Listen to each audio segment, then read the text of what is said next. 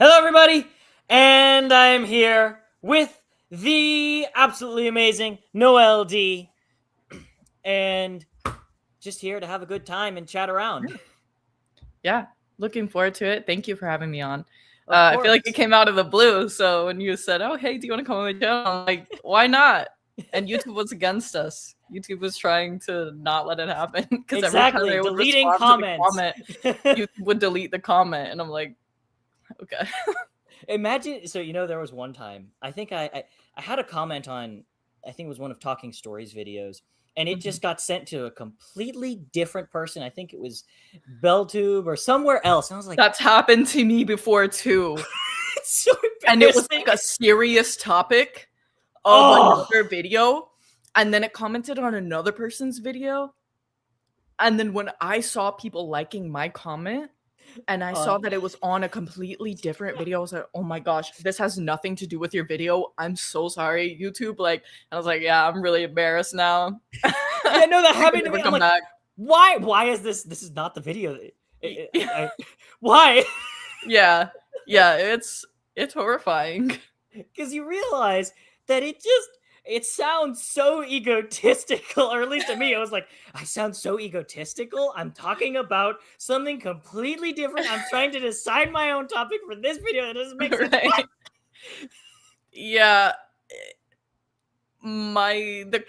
the topic that I talked about in the comment was not even in the wheelhouse of the video that it was in. Like, it was like a book video, and what I was talking about had nothing to do with books. And I was my god. Oh my, like, it was like a life experience thing. So I'm like, people just think I'm dumping on them like for no reason. I promise you that's not the thing I'm trying to talk about. That's not what I'm doing. And I saw that, and she responded to my comment too. And I was like, well, because I was like, hey girl, I don't know if you saw my comment. That was for another video. I don't know what YouTube did. And she was like, yeah, I did. Ha ha. And I'm like, oh no. Yeah, embarrassing. No, yeah. I know the feeling. It's horrible. But what are you trying to read right now? I know both of us are in the middle of slumps. Oh. Yeah. Is that the first time? Yeah. This is where I'm at. I'm really, really enjoying it, surprisingly. So I have been in a book slump for like 2 years. And most of that has to do with like mental health. And I'm open to talking about it so that other people can know that they're not alone. So I struggle with something called obsessive compulsive disorder, otherwise known as OCD. And it's a very misunderstood disorder. But it can really like attack you every day, anything you're doing. And it's like, I think a lot of people who suffer with mental health issues have the problem of when they're in the silent times, that's when they get those attacks, and that's what reading is like, that's you take time, you set time apart from your day, and it's you and the book, there's no one else involved in this. And I'm like an extroverted person, and so like sometimes it's hard when I have that mental health stuff going on, and I'm like, sit down and read, deal with my thoughts, or like go play a video game and ignore, Yeah, no, I get that. Yeah. Like a year ago or so, I remember, since we're being open, I think it was a little, I don't know if it was depression, I didn't diagnose it or anything. And I vividly remember it's like, I could go play a game or I could go read, and that would be so taxing. And it's like, which one's a little easier? The game.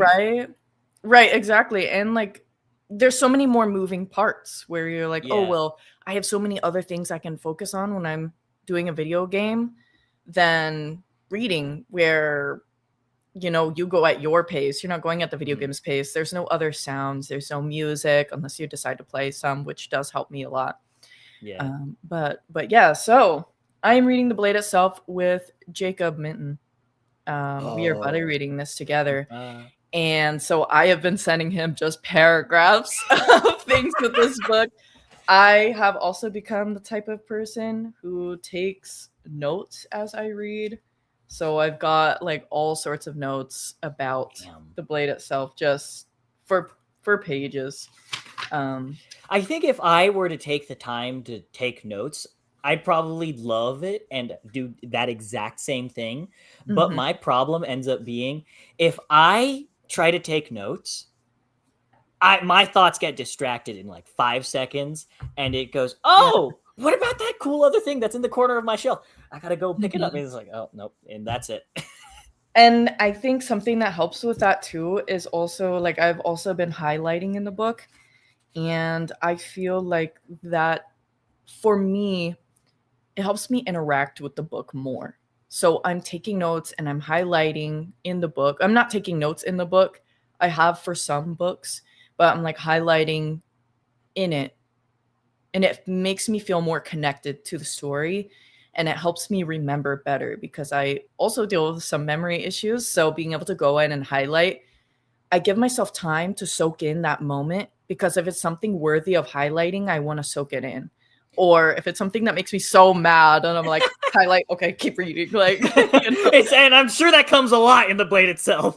Yes, there's one person in particular I that know exactly who you're talking about too. me and Jacob are like, if we had to summarize his chapters, poopy boy. We don't like him. He sucks. So bad. Yeah, I have 99 pages left as well. So I am very excited. I'll be doing a discussion with them as well as Jenny Wirtz on Wednesday. So it's crunch time for finishing reading this book, but it's definitely getting me out of that 2-year slump. And I've been like learning a lot about just being okay with being able to read and being able to set aside time for myself, and kind of like take care of myself in that way and go, hey, this is something that I really enjoyed to do before 2 years ago. So why should I keep this hobby from myself and try to, why should I let the OCD keep me away from something that I enjoy and take it away from me? And I'm like, no, I'm taking control over that. Like, so. No, I kind of get it because, for the past year, I've been like intermittently be able to read like a lot and then not a lot. I don't know if that makes sense, but oh yeah, like let's say every once in a while I pick up a book and I can blaze through it. I think January I had an amazing time. I read Gardens of the Moon. I read Stone of Farewell, and then I flatlined again. Stone of Farewell's a part of the Greenbone. No. It's not the Greenbone, the Green Angel Tower, right? Yes. Mm-hmm. Okay. Memories are in Thorn. I'm keeping it together. It's so good, but I was like, I struggled a lot with that, and I think another thing that would be my like anchor is manga. Yes, actually.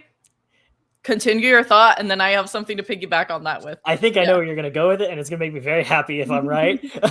But like every time it would be manga, and it would be something that's a lot more visual. And I think, I don't know why, but when you read something like One Piece or just manga are so much easier for me to follow and just read a lot of, because at least for me, I think a big part of why I struggle with reading, as much as I love it, is I have aphantasia. So I don't imagine the moving picture in my head while I'm reading. So when I get a visual medium, it's like, oh, that's what's happening. I get to see what's going on. Yeah, I can picture things in my head. And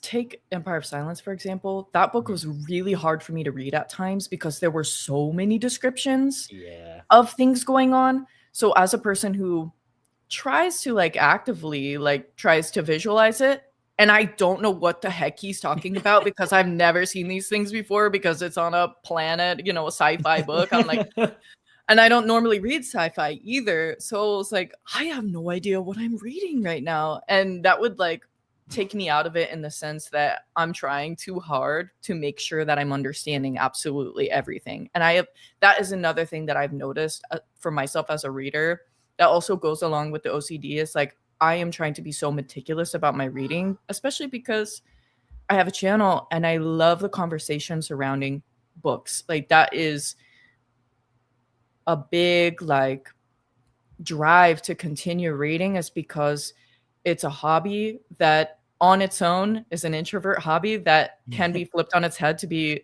extroverted and to be a part of a community and to, be able to talk about all these important topics and stuff with people. And so I'm like, oh, well, I want to make sure that I'm reading this right. And then I'm like, wait, I'm spending way too long trying to understand who's on what side of each other during this battle. It doesn't matter. No one cares. I don't have to try to picture it that hard. I don't have to know what a plie is, even though everyone's doing it, or the pirouette or something. There's some sort of thing that a lot of people do when they're sword fighting, and it comes up so often. But yeah. Anyway, so you were talking about manga, and I hadn't been reading that much, like I said, for the past 2 years.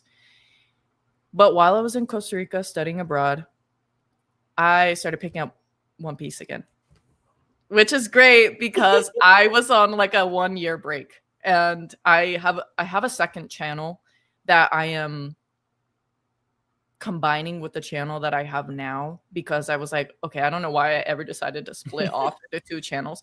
I do know why. It's because everybody was coming for like One Piece and no one was really interacting with the fantasy videos. And I'm like, okay, well, maybe I should separate these.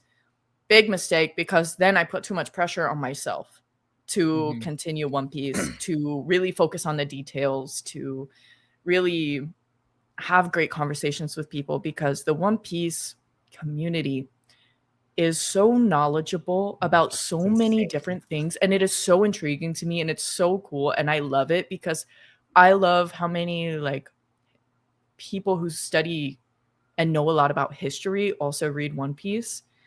And then they'll go in my comments and be like, oh, actually, this is inspiration from this age or this dynasty or this, whatever. And I'm like, that's so cool. Like, I'm so glad you came here to tell me that, because I wouldn't have known, and Oda is just such a master at his craft. And so I had been on a 1-year break from One Piece, probably even longer.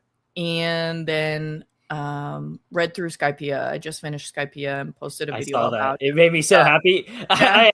I was like, oh, I see that. I'm gonna watch that when I get the chance, because I've just been so busy. Oh yeah. But like, because to me, I love One Piece. I don't know if you've heard how long it took me to catch up to One Piece. But no, I don't know how long it took to catch up. I think it was it was from sophomore to junior year of high school. Okay. I picked up it in the start of July. I started One Piece. And because my friend, he told me, oh, watch One Piece. I said, and he'd been pushing me for a while. He'd been telling me, watch One Piece. You should watch One Piece. He'd only been halfway through. So I said, okay, fine. Even though I'd been stingy, I'm like, it's too long. It's you know the whole shtick.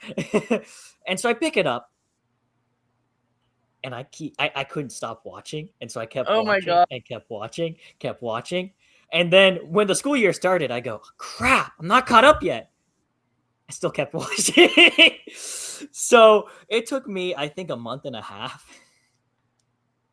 Oh my gosh, so you didn't sleep. So you never slept. And I still slept, and I still did other things. I have no idea how I did it, but I did. Were you watching wow, my headphones just changed. That was strange. Were you watching in English or Japanese or English? Yeah. Okay. That was going to be my other question. I don't know. I think for me, if I have to watch a show in a language I don't know, at all, I think I pay less attention. And actually, I struggle with TV. I don't know if you have this problem, but I hear it from a lot of readers. I struggle with TV a lot. Okay. But when I sit down to read something, it's a lot easier for me to comprehend what's going on and whatnot. Um, I can't remember if I struggle at this point. Oh my gosh, I didn't even see the comments button, so I didn't even see people commenting. I'm sorry. No, it's so good. I was just waiting so that like I could find a nice stopping point. Do you want me to go ahead and pull them up? Oh, sure, yes. All right. Before greetings and salutations, Noelle and Alex have to get back to Norway England game 1-1 at halftime, but we'll definitely check out the Love that. replay. I know I'm rooting for Norway, man. This is my best friend, by the way. All right, hello. I'm probably gonna. Okay, wait. Is it? Do I address you as Mayo or pancakes or 45? Who knows? That's whatever. Exactly how I feel too. I have a Fantasia, and it makes exactly. Thank you. I was gonna mention her too and say that she also struggles with it. Have you checked out the new Ghost in the Shell anime? No, I haven't. Have you? I haven't either. I haven't even watched the old one. I honestly, at this point, I prefer reading manga because I'm like, oh, well, this is like the first source for a lot of this stuff than for the animes. But for watching animes, I like to watch a lot of like silly romance animes. Yeah, just because they're lighthearted and they're sweet, and I do like to watch them in Spanish so that I can improve my listening skills. And because in the romance animes it has more everyday conversation than if I were to watch like I watched the first episode of the Dota anime and I watched that in Spanish. It's new. Yeah, and I really liked the first episode, and I did watch that in Spanish, but I know that the language I learned from that is not going to be as useful as the language that I may learn from something that deals with more everyday speaking. Yeah, no, but yeah, I understand that because I wouldn't say I'm fluent, but I speak Portuguese because my mom, she's from Brazil. Oh, super and cool. I the one thing that she drives me nuts about is I have terrible conjugation. My grammar is it's probably that of a child's because when I speak to my mom, she doesn't correct me. See, but one of my best friends, he's also from Brazil, and so he'll hear me speak in Portuguese, and he just says, "Alex, no, that's not it," which I'm very grateful for. He corrects me, and because I ask him to as well. But he's like, "Alex, no, that's not right. That fix that conjugation." And so one of my friends, I made a deal with him to watch a show, but it doesn't have an English dub. It's called Bocchi the Rock. I don't know if you've watched it or heard of it. It's like a band. It's like a bunch of girls going to a band and like making music stuff. So one of my friends, he loves it. So I told him I'd watch it in return for him watching a show for me. Nice. And so I said, okay, I'll watch it. And that means I have to put it in either Japanese or I can watch it in Portuguese. And of course, Portuguese would probably be easier for me. But my problem is Crunchyroll. I don't know if you use Crunchyroll for it, but I have in the past. It's horrible. It's just so terrible. It's been a long time since I've used Crunchyroll, to be honest. When I want to use a dub or when I want to watch a dub, the subtitles, I can't put the subtitles for a different language.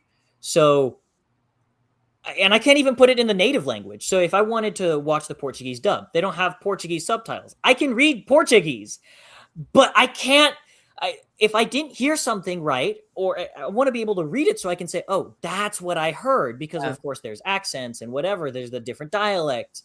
And it's like, I want to be able to understand what I'm hearing, but I can't if there's no subtitles. And so it's like, okay, you're driving me nuts here.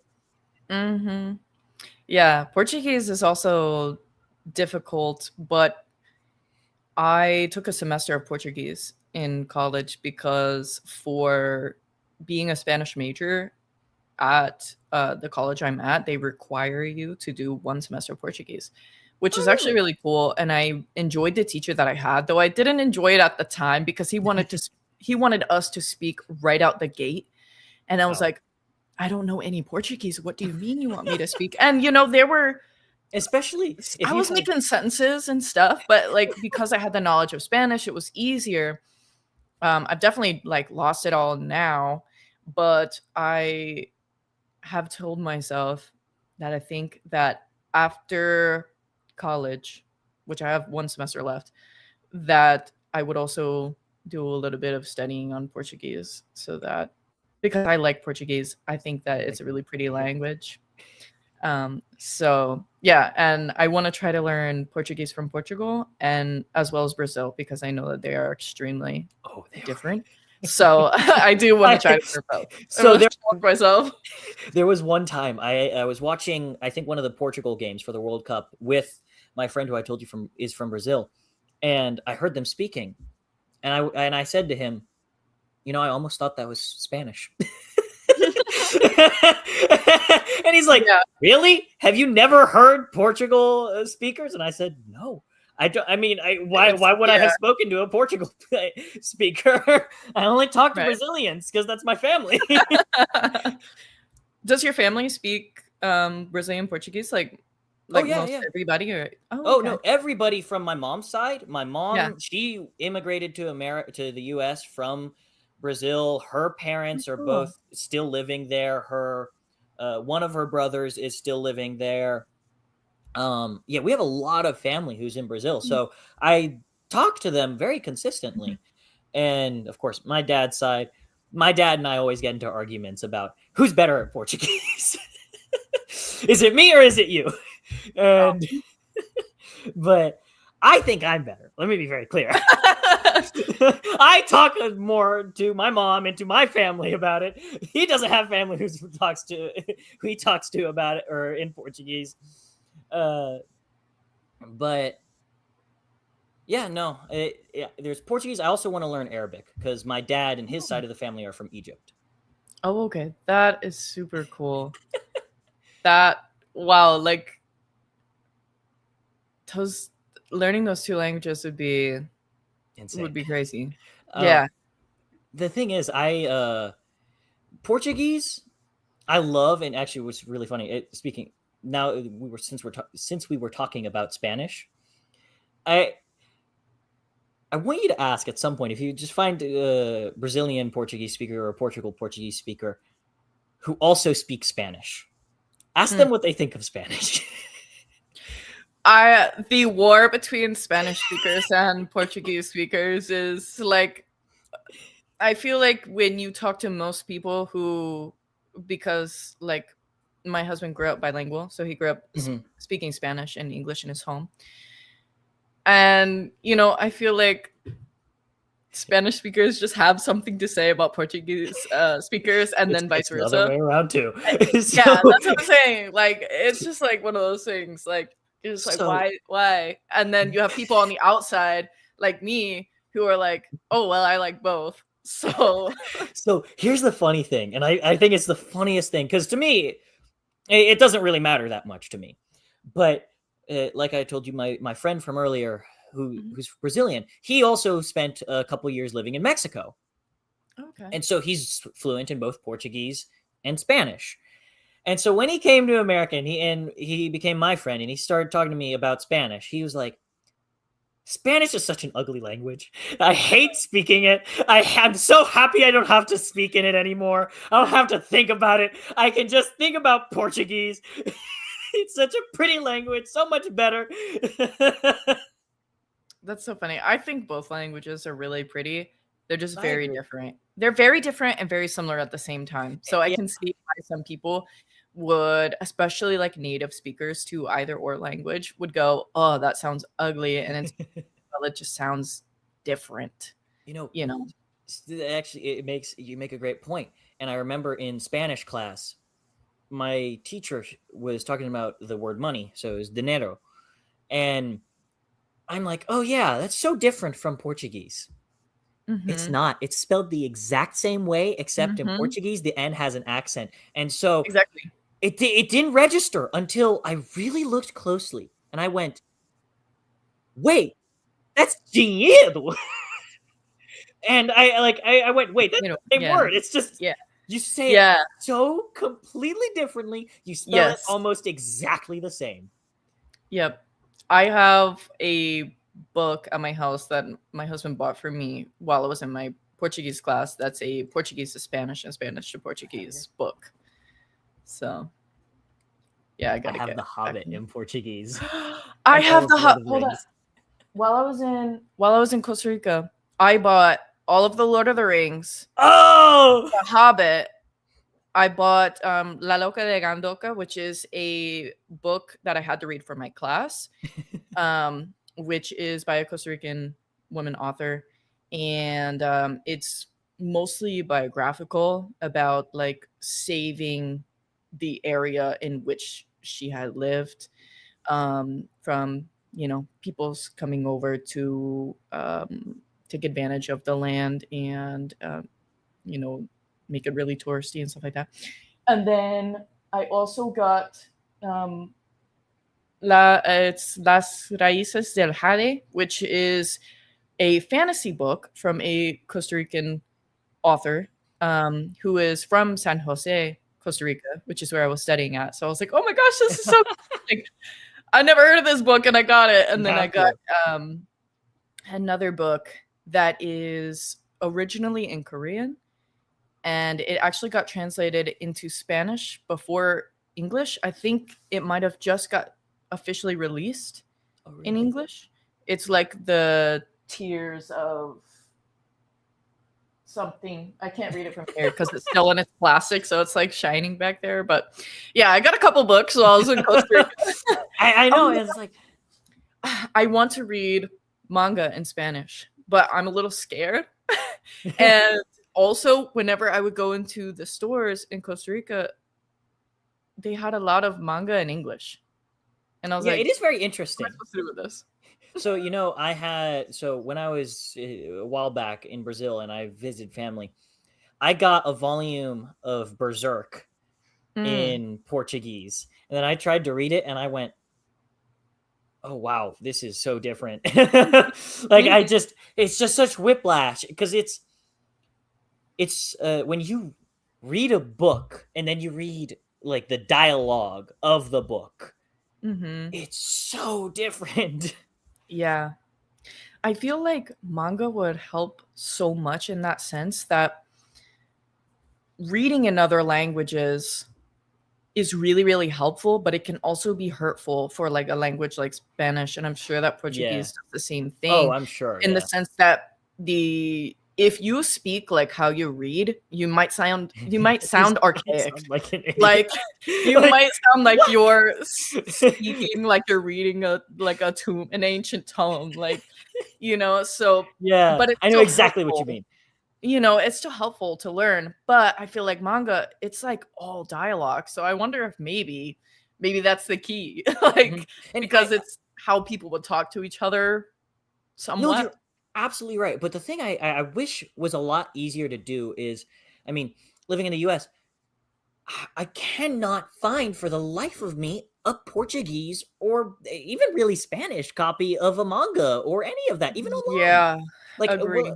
like let's say Amazon. I want to pull up. I want to buy a Kindle version. I can't find it anywhere. It's almost impossible to find an ebook, especially physical book, of anything, and especially or specifically manga in a different language. Yeah, I would agree with you on manga, like because I bought the first 4 of the Harry Potter books in Spanish. That's actually one of them right there. And those are easy. At one point, Yeah. they had them in the bookstore in California when I was living in California at the time. They had those versions there. But yeah, manga, I don't think, other than when I was in Costa Rica, I have not seen like Spanish versions of the mangas that I want to read. Yeah, no, never. Or any other language for that matter. Exactly. No, like even the Korean and Japanese, they're not there either. So I mean, like you'd think they would, don't you? Like right. You'd think they'd have manhwa and like manga, but no. Nope. I mean, I remember the other day I went to Barnes and Noble. It was like 2 weeks ago actually, but I went to the Spanish section there's Dune in Spanish. There's a bunch of Mhm. things in Yeah. Spanish, and and that's cool. But also, it's like, okay, I can't like order 90% of these things that I would like to have in a different Mhm. language in that other language. And I think that's Definitely such an not from Barnes& and important. Noble. Oh, definitely not from Barnes Noble. Yeah. I mean, it's shocking. I feel like that you would want that Mhm. because it's just so useful, especially if you want to learn a different language. You Yeah. Especially graphic novels or manga, because they are, like you said, it's all dialogue. It helps with the speaking. Mhm. And not to mention all of America, North, Central, South America loves manga. Yeah. So like there is a large fan base in Central and South America of Spanish speakers, and to include uh Brazil, Portuguese speakers Oh, as well, it's huge. that love manga. So It's like insane. even when I went to Central America, there was so much manga in English. I kept picking them up and they would keep being in English. And I'm like, what? And then I knew that if I were to buy a book, a manga in Spanish over there, how am I going to get volumes 2, 3, 4, 5 in Spanish? Where am I going to Exactly. find them?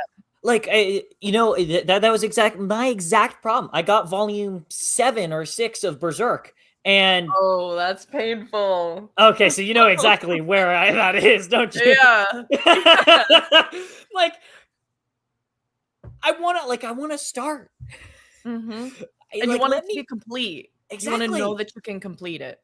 But I can't like if I'm here in America, I either have to ask my family, "Hey, can you get me these copies?" And I feel bad for doing that, Mm.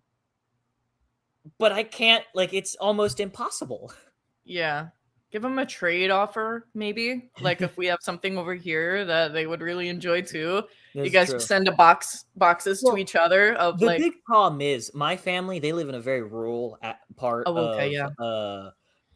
Brazil. So if You're they gonna want to have to go fly out over and deliver it and yourself." exactly they'd have to go to the big city, and I'm like, yeah, I know you have to drive Yeah, like that's a 2 lot. hours to go over there. I'm not Yeah. going to tell you to go do that. And they Yeah. very rarely go over there because there's no real need for them. It's like, You're just gonna have to go and visit, you exactly. know? Which, hey, you know what? I Yeah, got no you know? complaints. 2 birds, 1 stone, you get to visit your family and you get to get some And cool I books. get to. Have you read books in Portuguese? Like, have you read The Hobbit in Portuguese yet? Not yet. I've actually put it on, like I've put it in front of me to Mhm. start reading. I've actually read a chapter with my mom next to me, just asking her questions. Oh, that's so sweet. And I just didn't go back. Yeah. I mean, because I think what I'd have to do is I'd have to sit down, and if I wanted to like properly understand it, I'd have to sit down, read it at my desk, and like Mhm. have a laptop or my iPad like ready to look things up on. And I have to say, having any electronics near me while reading is the bane of my existence. It just is the quickest, easiest way for me to boot up a video game, boot up anything else. Mhm. And it's terrible. Like, but what's weird is manga, easy. I can read manga on like my iPad or with Mhm. electronics near me like that. But a novel? No. It feels more natural because, like, when I was in Costa Rica, I didn't have the volumes of One Piece with me. I didn't wanna bring them with me and damage them. I didn't know Yeah. I was gonna start reading it again either while I was out there, but I feel like I was craving something familiar Mhm. in, being in a different country, not knowing anybody, and, um, it was a couple months in, and I was like, "Yeah, I'm ready to this is how I'm gonna start my day. I'm gonna sit under the mango tree, hope that it doesn't decapitate me because the mangoes fall so hard, and read One Piece on my computer." And it felt comfortable and natural, but I agree with you, if I were to try to read a novel like that, uh, I can't on my computer? No. No. No. I honestly, I'm shocked that I've ever been able to read any manga on my computer. I did it once. I did it for Berserk. And I remember my friend, he came up to me and he saw me reading on my laptop, and he said, "How? How are you doing that? I can't. I just can't do it. It has to be physical. I can with One Piece for sure. But I don't know how I would feel about doing it with other mangas. I think it's just because One Piece is so big. Yeah. And the arcs are so long that, like, say I was to read something like Frieren and try to read that online, it wouldn't feel right because Frieren's like kind of like a more concise, like I can read this physically and then put the one book down and put it away, where One Piece can just keep going in the arc. Yeah, no, I think you're absolutely right. For like Frieren, I read it digitally first back I want to say December of 2022. And then a year later, I started collecting the physical volumes and I'm like, oh, that's a lot easier for me. This is like a lot better. Yeah, I've got to restart Frieren because I read volume 1 and I really liked it. So I picked up 2 and 3. And then I just like didn't continue for some reason. You should. It's so great. I know. It's so like wholesome. Yeah, like it's so good. It's calming. I love the way that the manga's paced because it's paced so differently, because you feel like you are seeing it from the main character's point of view. Like you'll open up and you see these panels and it's like, here's a snippet of the year that's passed. And I'm like, that's how she's living because she's an elf. She's an elf, right? Yeah. Okay. I was like, oh my gosh. No, you're right. You're absolutely right. And she lives longer. So it kind of reminds me of the joke about Legolas. And everyone's like, oh, well, while this was a horrible multiple months for everyone else, this is like a bad weekend to Legolas. So it reminded me of that. I've been thinking about it recently because it's been a while since my last Lord of the Rings reread. I think it's been 4 years. I've been thinking I need to reread Lord of the Rings. So Time to reread it in Portuguese. Exactly, you get it. I was like, it's time. I need to reread it in Portuguese this time, especially The Hobbit. I love The Hobbit. Yeah, we just gotta hold each other accountable. Exactly. You start in Portuguese, and then I start. And then you'll start in Spanish. All right. Yeah, done deal. I'm so nervous because the first full book I read in Spanish was for school a couple months ago. And so now I'm like, oh, it's gonna be insane. So it'd be so much better. Because I'm like, I'm not getting graded on knowing this. I don't have to write an essay and do a presentation on it. You just get to read it and relax, and it's a great story. Yeah, exactly. Would you ever do videos in Portuguese? Like, and maybe some book reviews or something in Portuguese? That would be really cool. That would be very interesting. Yeah, that is something to consider. It. Yeah. I never thought about it, but you mention it. I didn't consider it. But there was one thing. It drove me nuts. I clicked on a Portuguese video the other day. Actually, it was yesterday. And it was in English. I thought to myself, why is it in English?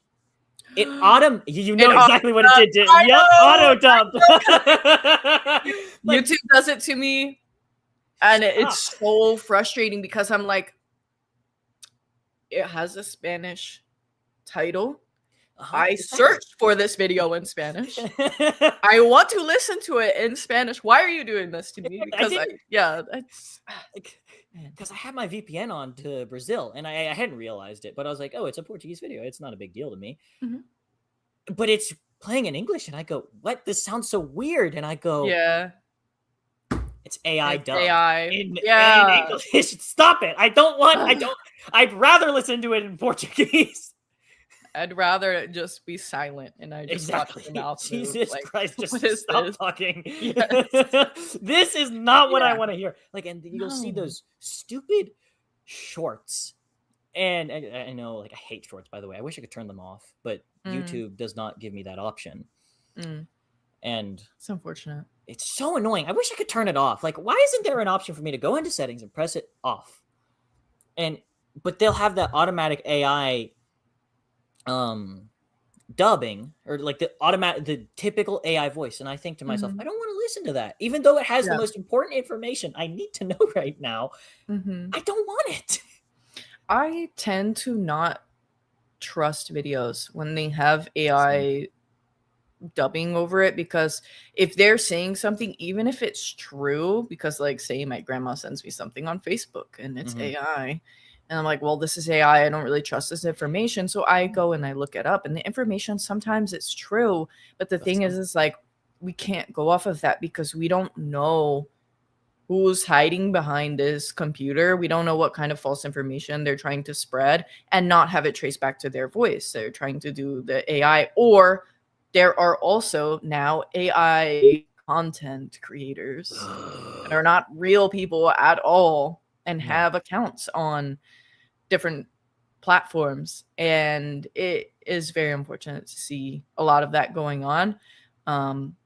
But luckily, I think that there is I would say like there's a good amount of people who are against it, especially in creative spaces, that are going to keep fighting against. Oh, I agree. I think it's so interesting because you look at YouTube, and I saw a video about this a little while back. How over time there's been like a bit of a corporate movement into YouTube. And like from the original like passion, and I think booktube has been fairly safe, honestly. It's because I agree. let's be honest, not many people are reading as many books these days, and less people are going onto YouTube and watching people talk about books. Right. So if you do this, you're not doing it because you want money. You're doing it for love of the game. It's a hobby, it's a passion. Exactly. Yeah, or to be a part of the community too. Exactly. Yeah, that's a huge thing for me. Yeah, exactly. Me too. It's like I want to be a part of the community. Like watching booktube for a couple years, and then I didn't decide to join into booktube until after I was out of the military. And yeah, I thought I wanted to make workout YouTube videos for some reason, and moved away from that and went into books. So I knew immediately that for me it was like nobody around me reads books, or not. I mean, my friends will read a book here and there if I like push them, and I have to push, and it's not a big deal to me. But it's like I want to talk to people about books. Yeah, I enjoy it.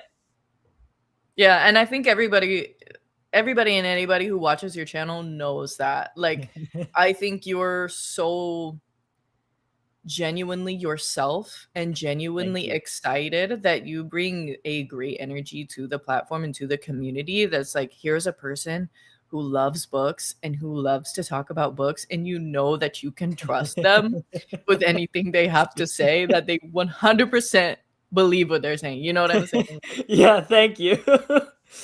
I don't like to. I like to be, at least for me, it's like if I'm gonna say something, might as well be honest about it. You know, 100%. Like, I like this, or I don't like that. And I feel like if I like tried to not soften the blow, if I tried to just say something I didn't believe in, then it would come off as disingenuous, and I wouldn't like that. And at that point, if I'm trying to do something that's disingenuous, why am I making videos? Exactly. Why am I doing this? Yeah, it's like there's nothing to gain from that. So why would I do it? I'm not making money. I don't really care about making money. I'm here to talk to awesome people like you and Max Garfield and the entire community. And what? I want to meet people and be disingenuous? Right. That's a horrible impression. Right, yeah. You have great shelves too, by the way. So, actually, I'm going to brag about my mom real quickly. She made all of this from scratch. All of it. Oh my gosh. For me, for my birthday. And I was so like, it was the sweetest thing. And there's more over here. It's just so amazing. I love it so much. This entire shelf. And of course, actually, she made another one that's in my room because this isn't my bedroom. But it's just, I love it so much. And so I like try to take as much care of it as I can. She also gave me this. I don't know if you recognize the Jeff Brown Lies of Locke Lamora art. Oh no, I don't know if I've seen much of it, but I love the Lies of Locke Lamora. Oh, I need to continue because I read book 1. I loved book 1. Didn't continue. I'm in the same exact boat. Oh, same exact boat. I have tried to pick up Red Seas Under Red Skies multiple times, and I keep putting it down. And there's nothing wrong with it. It's just been Okay. during that span of 2 years of the reading slump that I've just had a hard time, like, reading through books, Mhm. and I think I also put a lot of pressure on myself when I was doing, like, alpha reads and stuff that I was like, "I will not read anything else other than this alpha Yep. read," and then I would take months to finish the alpha read, and I'm like, "Well, I've done That's this to myself." that's why I get afraid for signing up for stuff like that, because I know I'd love it. I'd love to do stuff like that. But at the same time, I think to myself, I would probably not be able to get it done because like I recently I've I been have in not this done it like on time. yeah, I wouldn't get it done on time. I want to give it as much like attention. I accepted this. I told you I was going to do it. Now I Mhm. have to give it my all and like give it everything that I told you I would give you. And so like I want to do it, and also it's digital. I think that's another big Mhm. thing for me. Yeah, I've been struggling with that too. Physical has been a lot easier for me to read lately. Yeah, I think for me, for the most part, I can do physical, but recently I've been reading The Wandering Inn, Oh, okay. and I can read that digitally because I think there's a spacing to the paragraphs, Mhm.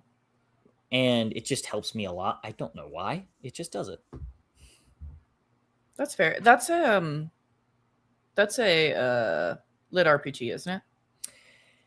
Yeah, and which was very interesting for me because honestly, I hate lit RPGs. Okay. But I love what this I loved what The Wandering Inn did with it. It Hmm. makes it kind of into a bit of an eldritch horror kind of thing. Oh, that's really neat.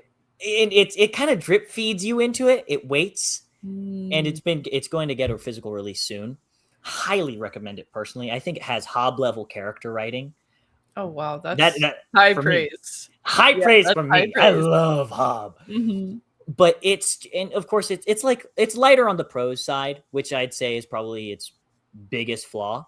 But Mhm.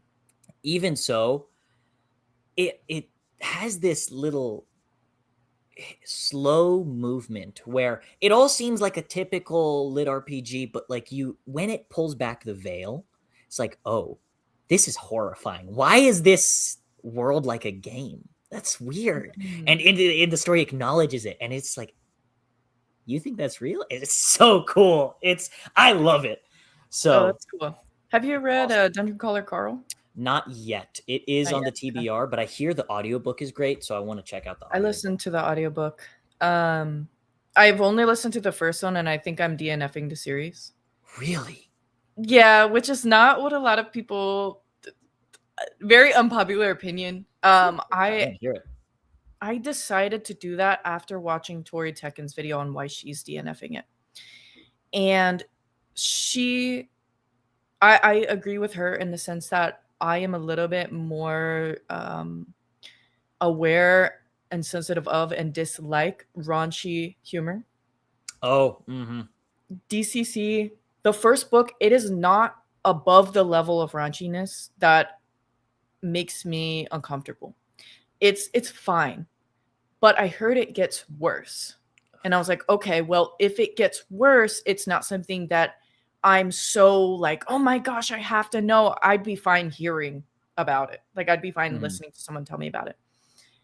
But I will say the book did so many things well that it's honestly disappointing that that one thing is enough for me to stop, because there's also like another scene that is infamously raunchy,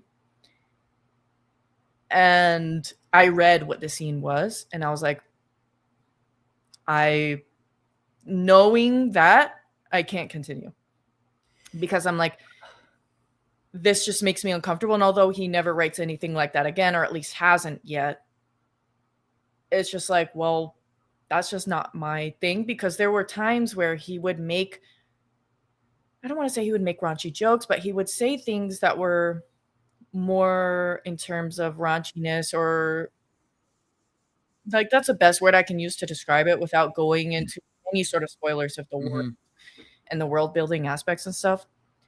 There were times where I could see it as a commentary on the society that he was describing.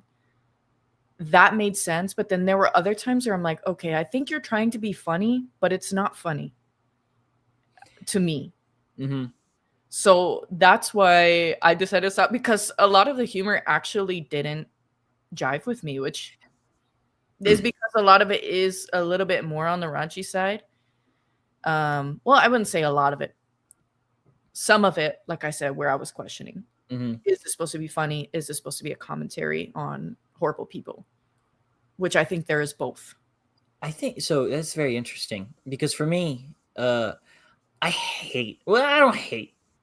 I dislike raunchy humor, because I think it's very low effort. I think it's like the pot shot, and I'm gonna be It's the honest, low hanging fruit. It's low hanging fruit, and it doesn't work for me. 99% of the time, it doesn't work for me. Yeah. And like, I guess I can ignore it, but especially for books, where so much of it, especially when it comes to books that are so centered around humor, like Dungeon Crawler Carl. And I don't think, the reason I haven't read it yet is because I don't know if it's going to be my thing.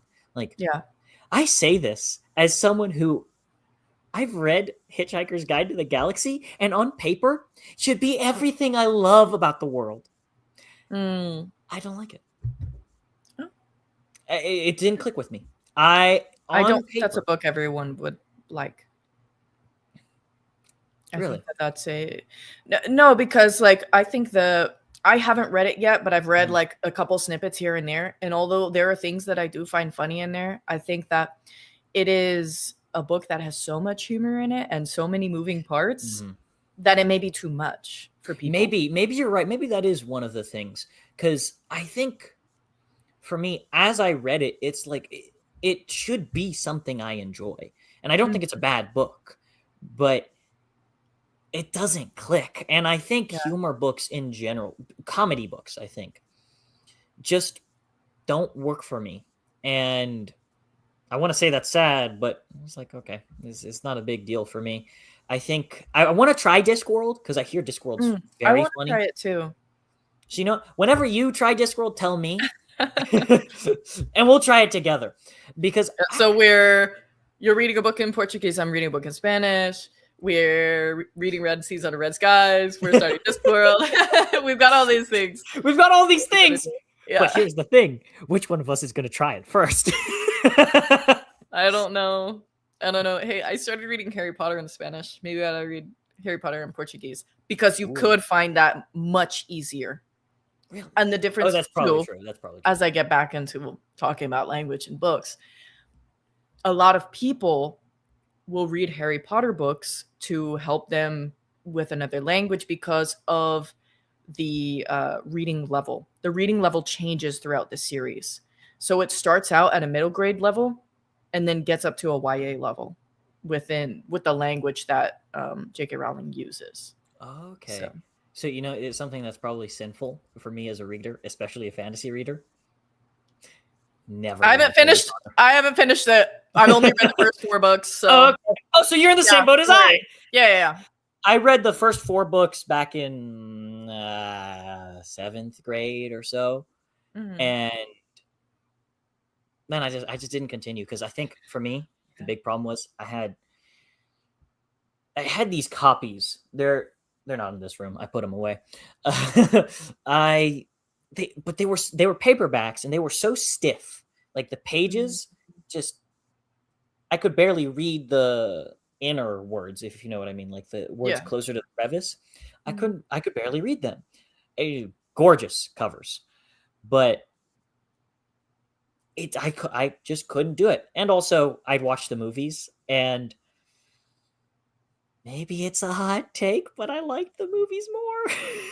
Well, I mean, if you haven't read all of them maybe yet, and then because I've heard that the movies get less book accurate as they go on, and that it's kind of like the first 3 movies. The first 3 movies are pretty accurate. I can say that from myself, but also you look at the director, I believe it was the director who his favorite character was Hermione. So you'll see that Hermione's saying a lot of things that Neville would have said, or that another character would have said, that they make them more obsolete. Like Neville's very obsolete.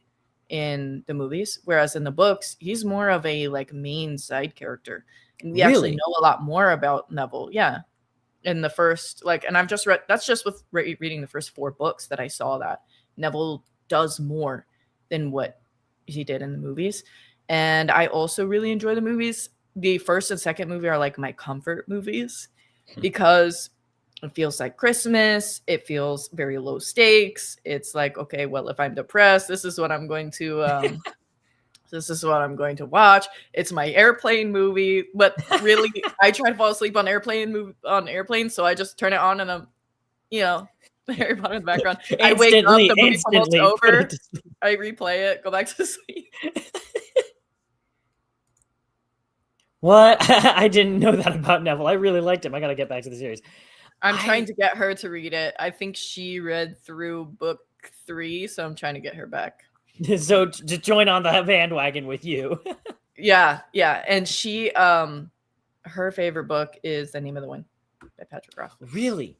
Yeah. So, she doesn't read a lot of like fantasy and stuff like that. She's kind of like feeling out the genre, and feeling out kind of like reading again as an adult in general. But she loves The Name of the Wind. I want to hop back. I want to try Name of the Wind, but I mean, you can, can you guess the one reason I haven't hopped onto it and I keep pushing it away? Is it the pushback from everyone else, or it's not? And also, book 3 isn't out. Oh, book 3 is not out. Yeah. Like, hey, but also, The Gentleman Bastards is also not finished. So that is a good point. I think the thing is, I'm like, I see it. I might like it, but I also kind of don't like the fact that, what was it? He said he would release a chapter for the charity thing. I'm like, okay. And I mean, look. Everybody makes mistakes. Like, everybody makes mistakes. Is it because the book ain't out? Yeah. Yeah. She knew. Yeah. It is one of those things, though, like, even now, he could do something about that and still hasn't. Yeah, like, that's my big thing. Chapter, even if it's not what ends up being the finished product, but we never know what's going on in his life or in his head. And I am glad that the money at least went to a good place, but he still should have fulfilled what he said he was going to do. And that does make me sad for the people who did pay hoping for that.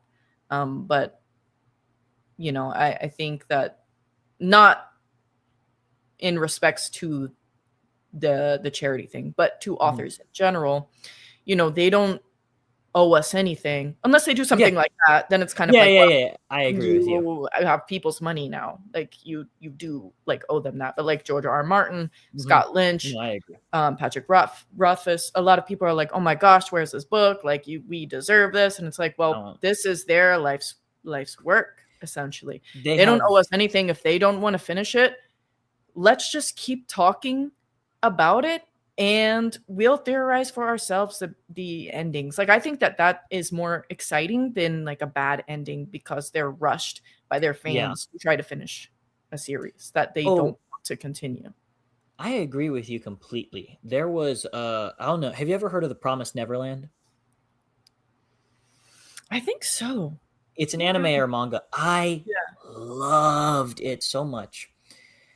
But the ending got rushed. And I remember being so disappointed. It was like one of my favorite things.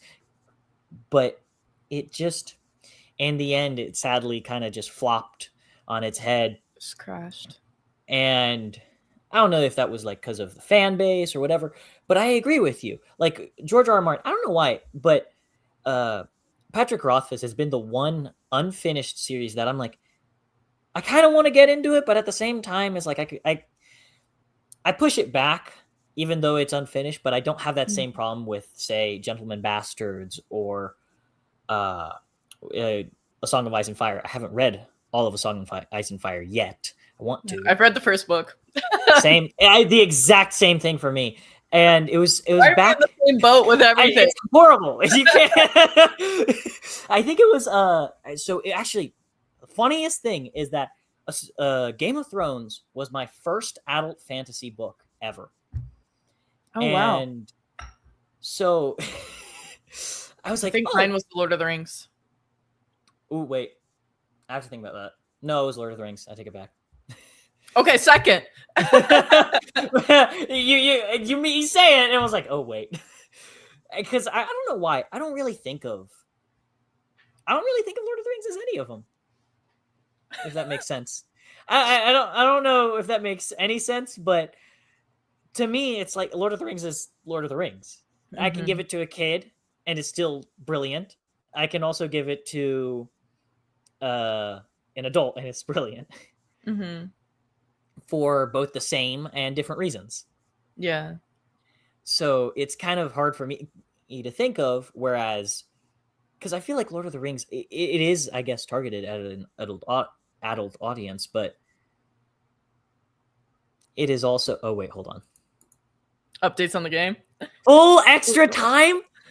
Okay. That's gonna. Oh, my friend was predicting that England Norway is gonna be pens, so it's gonna go all the way to the tiebreaker. So nice. I wonder if he's true. Oh. I just thought about something because we're on the topic of Lord of the Rings and Hobbit and stuff. Could you tell me what Bilbo Baggins' name is in Portuguese? Actually, I could also pull it right here. That's yeah. Whether you look at it or you but actually, I want to know because in Spanish they translate it. Yes, because they do. It drove me nuts so when my mom. I think it's so funny. I know, I agree. But like, I remember I kept reading it. I'm like, Mom. Of course, I don't call her Mom, but I call her the Portuguese mãe. But I'm like, what is this book saying? I don't understand this word. Let's see if I can find it. Bolseiro. It's Bolseiro. It's bolson in Spanish. So it's like, probably exactly Bilbo big bag. It's like, what? So why'd you translate it? Come on. That just doesn't make any sense to me, but I also think it's really funny. But I kind of understand it, because you think Baggins. It is technically a play on the word bag. That's why they did it. But that's why they did it. Yeah, if it was any other name, you don't translate it. I actually took a translating class while I was in Costa Rica, and my teacher is a translator. Like, that is what she does other than teaching. Oh, really? Which is super cool, because that's what I want to do. I want to translate, awesome. And I also want to interpret. Like, those are kind of like my big dreams right now. My favorite thing to do. So I remember in Spanish class, my favorite thing to do was always, like, she would give us a sheet of paper. Here's like a paragraph, translate it. Favorite thing. I'm like, yes, I enjoy this. I know it's different. It's like, it's playing around with the different languages and thinking, what's the best word to suit this one? And it's fun. I enjoy it. And having to be neutral with it. Yes. You can't use the slang words for it, because I had classmates who, like, one of our classmates, her family is from Mexico. And so there were certain things that she would translate a certain way that our teacher was like, although that's correct, technically, you have to make it more neutral so that everyone. So that's the other thing about, like, reading books, and why reading books in Spanish or in another language can be difficult when it comes to speaking and dialogue, because it's so neutral that if you go to specific cities, specific countries, you're not going to understand the spoken word, because it's so much different. Oh yeah, no, you're absolutely right. So there was what was it? There was a Portuguese song I was listening to the other day. Crap, it's a famous one. This is the worst part. But and I was talking to my mom about it, and I mentioned how they said a certain word in a weird way that I don't recognize. And she was like, what? That's not right, huh? And then she thought about it, but I'm like, no, but it was the Portuguese song. She was saying that it must have been an English cover. I said, no, this is not an American or somebody else doing a cover. This was a Portuguese speaker. I know that. And she kept thinking, she was like, oh wait, it's because she's from Rio. And they have a very different dialect or accent or whatever you call it over there than from where she grew up in Goiânia. Mm-hmm. So it's like, oh, and you can tell because it's so interesting. And like my friend who's from Brazil, he's from São Paulo. They have a very different accent than from the people from where my mom grew up. Mm-hmm. And it's so interesting because you try to read it and then you hear it. Like that song, I looked at the lyrics and I can read the lyrics, of course, but then I hear it. It sounds so different to me because the way I would say it or the way my mom would say it, completely different. Yeah. I'm coming into contact with that with Spanish a lot. I also took a dialects class while I was over there. Oh, I think Spanish is worse by far because Spanish has so many different dialects. Yeah. It's kind of one of those things when once you learn the patterns, you can understand it a lot better, but you have to know the patterns. Or be a native speaker. And then you understand the patterns a lot easier. Yeah. Like, if we're native English speakers and we hear someone speaking from Australia, England, other countries that speak English with a strong accent, it's easier for us to understand than a non-native speaker. That's true. We may not be able to pick up on the specific patterns of the way that they're speaking in terms of we can't write it down and say, hey, this is what, I mean, I'm sure some of us could. But we can hear them and go, oh, well, they're from England. Oh, well, they're from Australia. They're from New Zealand. Like, whereas for me, when I'm listening to Spanish, it's a lot harder for me to go, okay, this person is from, this specific Spanish-speaking country. Because there are some dialects that sound very similar. Although I admit, maybe I'm just not smart. or maybe I don't pick up on the dial, or maybe like I'm tone deaf or whatever you want to call it, accent deaf. If I hear someone from Australia and England, sometimes it's hard. It's really hard for me. No, sometimes it is hard. Okay, Australia and New Zealand, I almost can't tell the difference. Absolutely not. I don't know if I could tell you immediately. Maybe I'd have to really think about it. I think that's why people be saying language is alive, because it's continuously changing and evolving with events, time, or location. You're absolutely right. We talked about that in my dialects class. There was a specific book we were reading excerpts from that talked about how language change isn't bad or good. It just is. Like, languages are constantly coming into contact with each other because peoples from different areas are constantly coming into contact with each other. And that's why, like Mayo said, they are converging and changing. And yeah, you were going to say? I mean, you see it in, you see it in English too. Like, you look at the younger generation. And I mean, I just have to look at my little brothers. Jesus Christ! Every time I hear it, I'm like, Jesus, stop!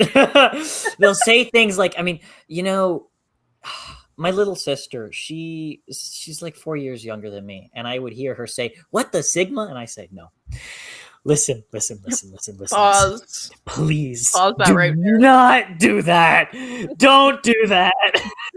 Stop it." But it's changing, and from when I was her age, it was something like, it was cap.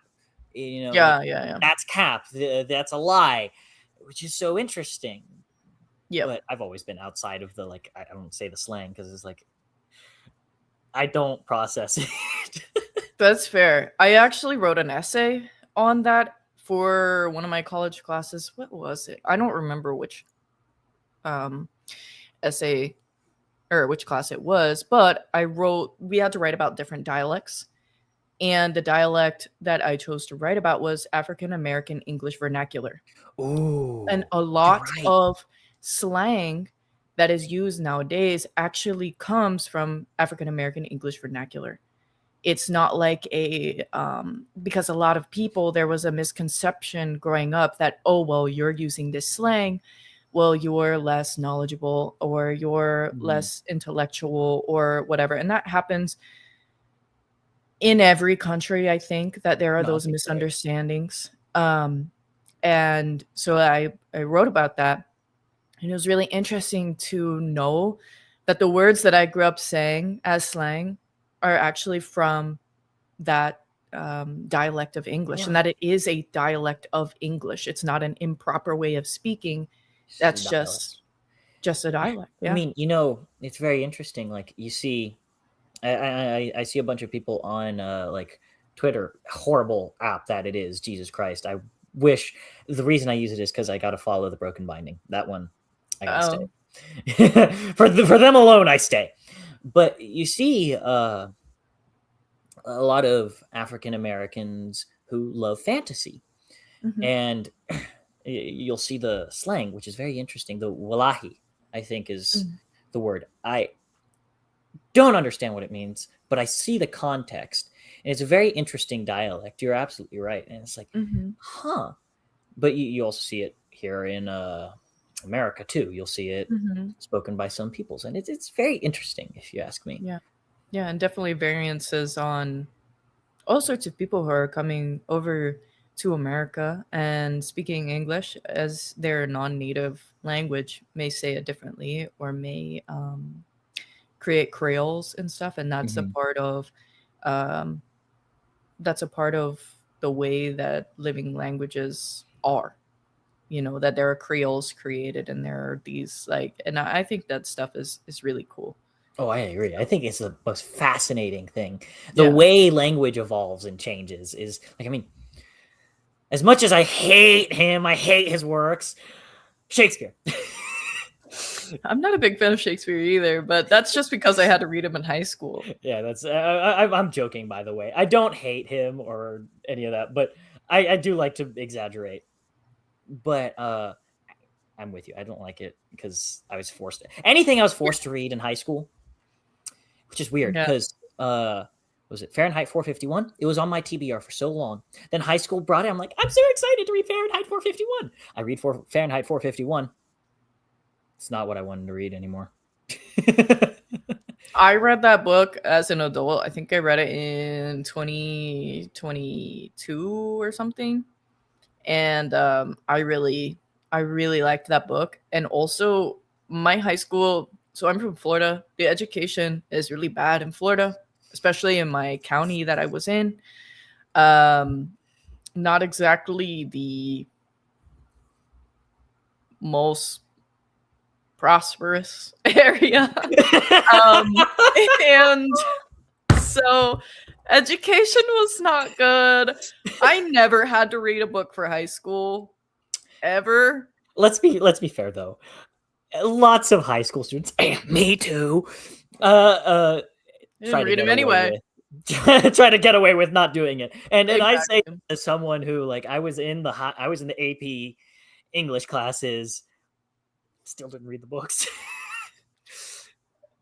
Yeah, I remember I got to my senior year and they did have an AP Lit class until my senior year. And then they're like, oh, we don't have that anymore. And I was like, oh. So I just took English Comp 1 and 2. So because my teacher from previous years became the professor and they did it at the school. Oh, really? No extra charge or anything like that. And I was like, I'm doing that. Yeah, no, that's a great thing. It's a great offer, honestly. And I loved writing. So my mom actually, you're frozen for a second.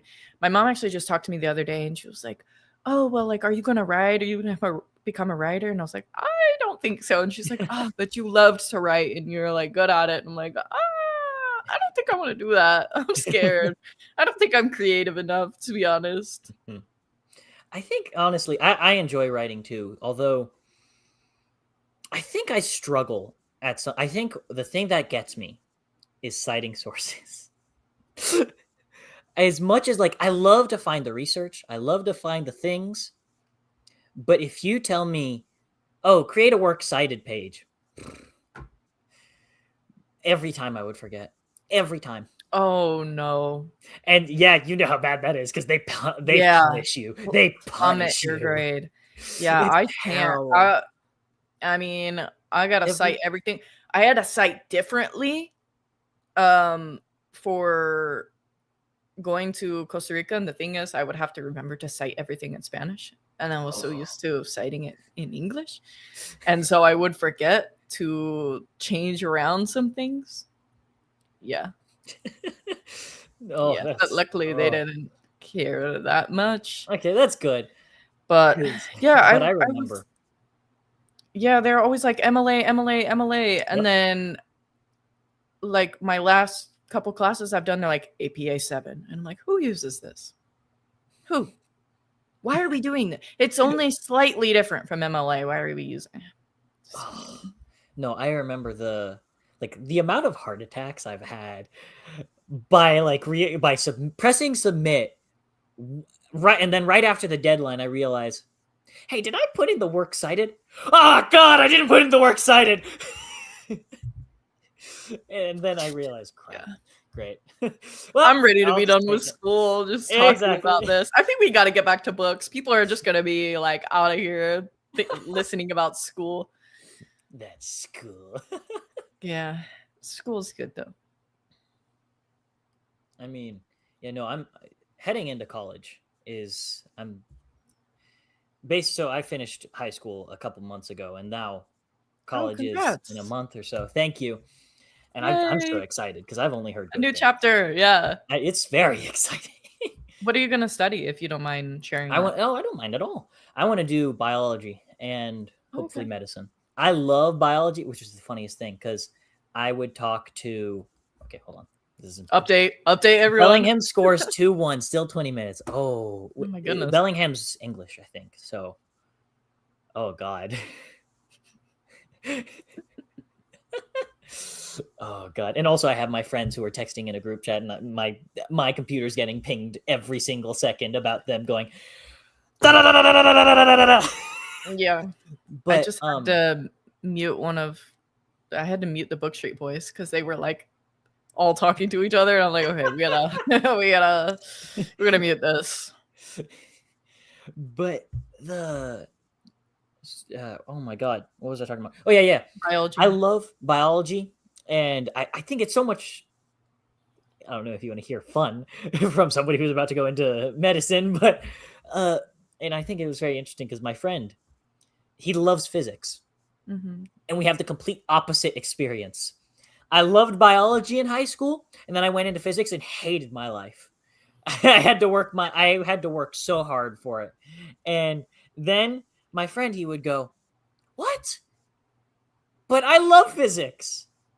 Biology was so painful and I had to work so hard for it." Yeah, I didn't like biology only because was it biology? Yeah, well, I also didn't like biology. And I also didn't like chemistry because I didn't like my chemistry teacher. Yeah, nope. But I liked physics because I liked my physics teacher. And I did enjoy understanding how things worked, but I was not good at it. And I felt so dumb in that class because everybody in that class was so ahead of me and so smart. They could think like 10 times faster than I could. And I'm just sitting there looking at them like, I forgot how to do any of this. Yeah, no, that was my exact same. I think I liked all three of my teachers, but I liked them, but I think the thing was biology. I could understand it. It's just my forte. Chemistry, I'm an idiot. I felt like a stupid person who didn't like it and didn't understand it. Because what she would do is imagine, you have imagine a problem.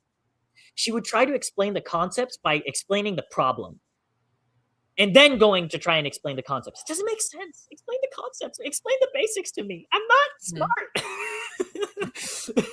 And that does not sound like a good teaching style, to be fair to you. Everybody was like, and she was a sweet lady, very sweet lady.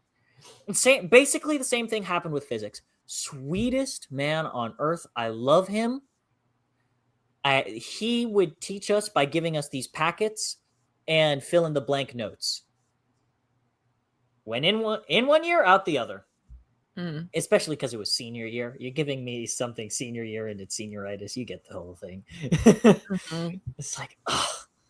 But again, very sweet guy. I hated physics though. But like you said, I loved understanding it because when I would understand something, I would, like when I'm driving, I'd think, oh, that's how this works while I'm driving. It's cool. So yeah, that could not be me anymore. This is why I went into a language degree, because no, I'm done with math. I'm done with science. I don't want to touch those. You see, because they just don't stick with me.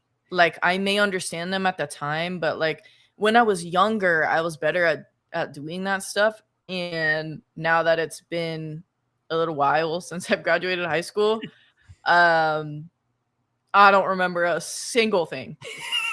I think what would kill me, honestly, I respect anyone, including you, who goes into languages. I could never. And I say this, I mean, you know, it's very interesting. My mom would always tell me, I thought you were going to go into English major. And I said, hell no. I would die. I would die. I like, because I love English as my hobby. Yeah. Because I love understanding English. I love so many things about it. I love so many things about language. I could never do it as a big thing in my life because, like, I can take a Janny Wirtz book, I can take Words of Light and Shadow, and I can pick it apart, and I'd enjoy every second of it.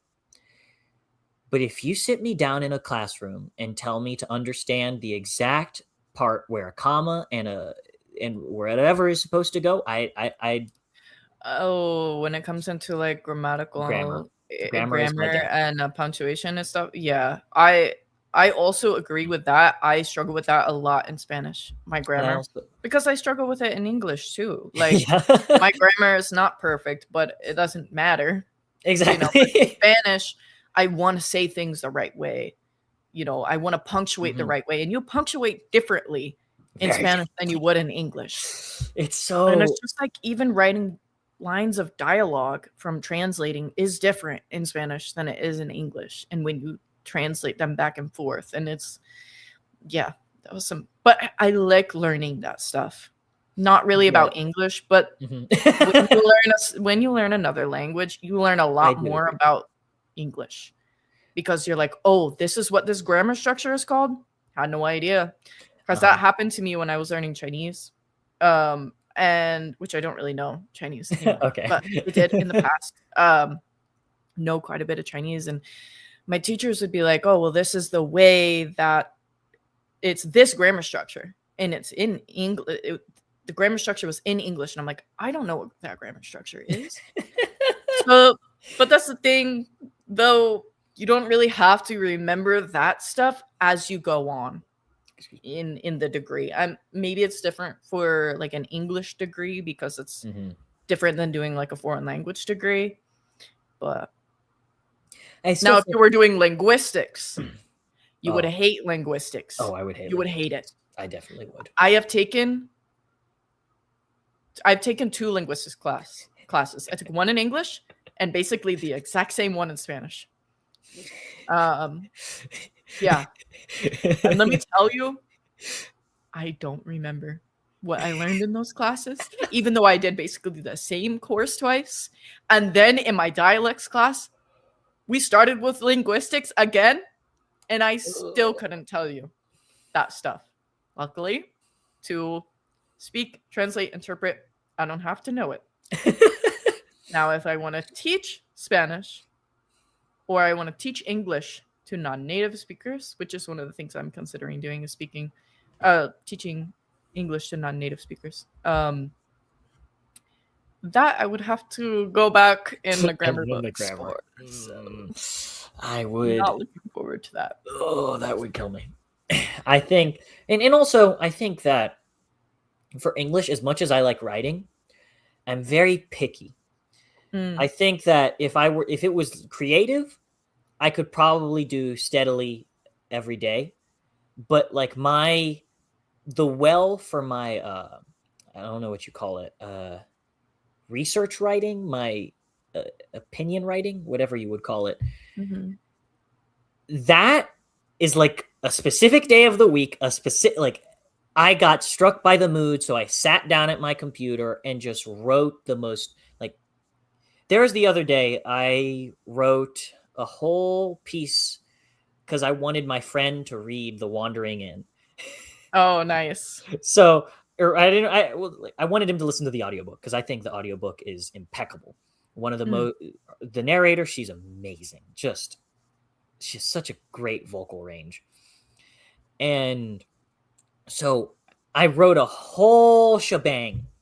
And then everybody who's already liked The Wandering Inn read that and went, "You did great, man." I'm like, "Oh, thank you." But it's typically midnight, 1 a.m. I get struck by the mood in bed. I can't sleep. And I go, well, time to go write the best paper of my life. And it's not anything that's being graded because it's something I enjoy. And it's something that I just picked out. Or it's something like why I think arguing is important for the mind, or something random. Yeah. But I did it, and it's just like the random stroke of genius. Now, and this is why you're on YouTube. Exactly. Yeah, now, just tell your mom, like, this is why I have YouTube, and then my other passions and ambitions, we'll save that for the job, and then YouTube's where I will dish out all of this creativity. And when I get my ramblings at midnight, I have somewhere to put that. To outpour it on. Exactly. You get it. But it's just I cannot do when I'm assigned an essay, I struggle so much, especially as someone who procrastinates. I procrastinate too. Trust me. I did a lot of procrastinating, and I did a lot of essay writing in Costa Rica, and then, you know, everything's in Spanish. So that type of procrastinating doesn't go well. I definitely did not do the night before. I actually probably procrastinated the least I ever have in my life while being in Costa Rica, because it was such a big, like, blessing and opportunity that I was like, I'm not gonna let this go to waste. Like, I'm going to you know, because, like, I was not conversational before I went to Costa Rica because I wasn't really speaking Spanish with anybody. But, you know, once you're out there for 3 months and you're fully immersed, then you're speaking it every day. And then you're like, oh, well, you know, I'm actually grasping it now. But yeah. No, yeah. Crap. I completely forgot what I was going to say. What did we say a second? Procrastinating. Thank you. So almost every time, if I have an essay, night before. And it's not even bad. It's almost always actually good. But is it what I could do? No. I think. I understand that exactly. Yeah. If I just write, because the problem is my thing is, if I sit down to write, it's a one sitting thing. Because if I stop, I come back and it's a completely different essay. You're like, well, now I hate everything, so now I have to rewrite it. And it's not even that I hate it. It's that I have a completely different line of thought now. I do it if I write something today and I try to pick up tomorrow or the day after, I'm thinking of something completely different, especially if I stop mid-sentence or mid-paragraph. I now have a completely different direction for my essay or I have completely different evidence and I need to change everything. And so that's why I need to write it all out at once. And then I can go back and revise it. In fact, I like revising stuff. I just don't give myself the time to do it. Yeah, totally fair. And if I were to revise things, I'm sure that I'd make something fantastic. But I don't. Fair. You know what's so funny? As you were saying that, you asked me what I was reading all the way at the beginning, and I never asked you what you're reading, and now I feel bad. So what are you currently reading right now? So I'm split between, I mean, it's not a big deal, by the way. I'm split between 3 different books. I think it's 3. So, of course, like I told you, The Wandering Inn earlier is my big thing. I've just been reading it because The prose is very light. I'd say Sanderson level prose before I Okay. started getting picky at him and started getting annoyed with his prose. I'm so glad someone else said it. Thank you. Oh my I'm god. so irritated with it. He is so repetitive. Like And it just gets on my nerves. I mean, like, I think early on, I actually think his prose has gotten worse. And I don't know Really? if I think so, because I think if I take The Way of Kings and then I go look at his Wind and Truth, I want to like I feel like I've seen a extreme deterioration because and by the way, I think it's because I've heard that his either line editor or one of his editors changed and is now more lenient. Is a different editor and is now way more lenient, and that's a problem because yeah. Wind and Truth, his dialogue got so bad that at a critical moment where I was hyped, I was actually excited, I was into it, and then he says something. To give no spoilers, I don't know if you've read it or will read it, but I actually I closed the book and I left. It was at the very end of the book, and I said I'm coming back later. I closed it, and I don't think I can't think of another moment where I've ever done that. But I closed the book, I put it to the side, and I had to leave for a minute because I'm like, what was that? What was that? Yeah. What was that line? What was that line of dialogue? And just he's terrible sometimes. That's disheartening too, because like I've read Elantris by him. And I actually really enjoyed the premise of that book. I really enjoyed all the ideas in the book because it felt like a dystopian novel within a fantasy. Oh, I agree. Okay. Yeah, I love that. I love Elantris. But why did he talk about the main female's height so much? Like it was very, very repetitive. And he thought of every single different way he could describe how she was tall. And I'm like, I don't care. I remember she's tall. I promise. You told me 80 times. I know. And then in Mistborn, I only read to page like 75. I still haven't, like, I soft DNF'd it because I was like, oh, maybe I'll come back to it. Yeah, my husband and I were reading it together, and we were both like, why is Vin talking about her brother 5 times on every page and saying the exact same thing over and over again? And I get really irritated with repetition in books. I talk about it in like all my videos. Christopher Rocchio was actually kind of bad with it too in Empire of Silence. In some areas, he's not like as bad as like how Sanderson was, but it was the same thing where there was a certain battle scene that happens in Empire of Silence, and he kept describing the same thing he's already described over and over again. That felt like you're prolonging the battle, describing teeth. Literally describing teeth. And I'm like, cut it out. Why are you doing this? If I see repetition, I go on autopilot and I stop paying attention. Not only whenever exactly Vin started talking about her brother, I just skipped through. Yeah, because like why is he beating a dead horse? Like that's how his writing feels sometimes. And it's with very basic things. I think if an author wants to make their books more accessible and they want to describe their magic system or they want to describe certain things in a more comprehensible way or to remind us, I think that that's fine. I think that that's great. Certain people who do that really well, Chance Dillon, he does that really well in the sense that he will remind you of what someone looks like. Oh, or you're he'll absolutely remind you of a certain thing. And it doesn't feel like repetition in a negative way. It's like, oh, you know what? I did forget about that. Or the way that Joe Abercrombie does it as well, where he'll introduce someone in one paragraph, and then the next one he's like, oh, well, the Northerner stood, and like I go back and I'm like, okay, well, who's the Northerner? And then he'll say like the Northerner and their name, and that really helps me to try to like cement it in. But it's a different angle. Yeah, it's not repetition. Like I said, it's just not repetition in a negative way in which I feel Sanderson does it. So yeah, no, I think Sanderson gets better before he gets worse. But I my criticisms of his prose are specifically Wind and Truth. And I think when I see repetition, I tend to gloss over it because, like I said before, I already am like loosely looking at descriptions because I can't visualize it. So I have a hard time paying attention to them. I think dialogue is what sticks with me more. Yeah. So I'll read through it. And then when I notice repetition, I kind of I autopilot go away and skip through it.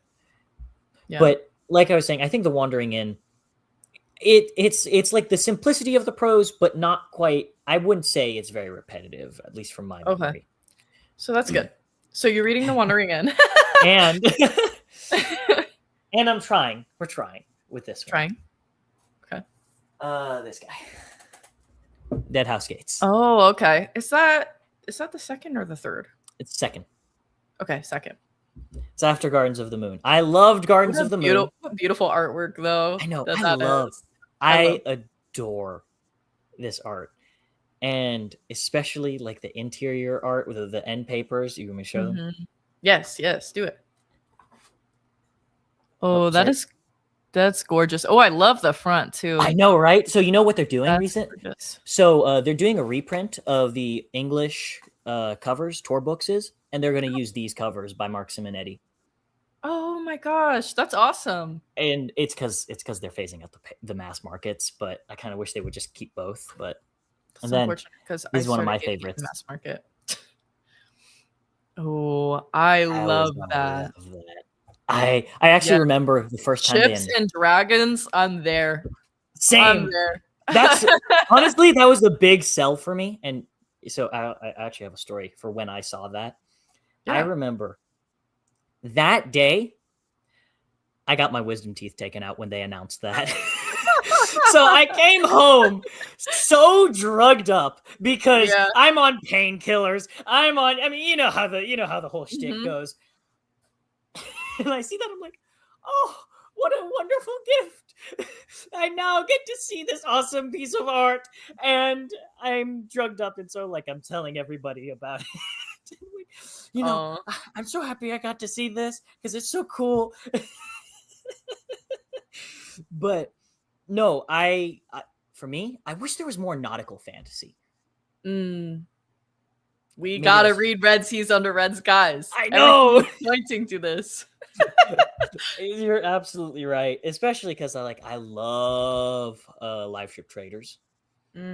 Just adore that trilogy. Back into Hob. Yeah. You do. I got depressed in the second book in Farseer, and so I stopped and then then shortly after that I started my 2-year book slump. Oh, I love her writing. Like her writing does feel like how some other people will say it, like on here, it feels like coming home.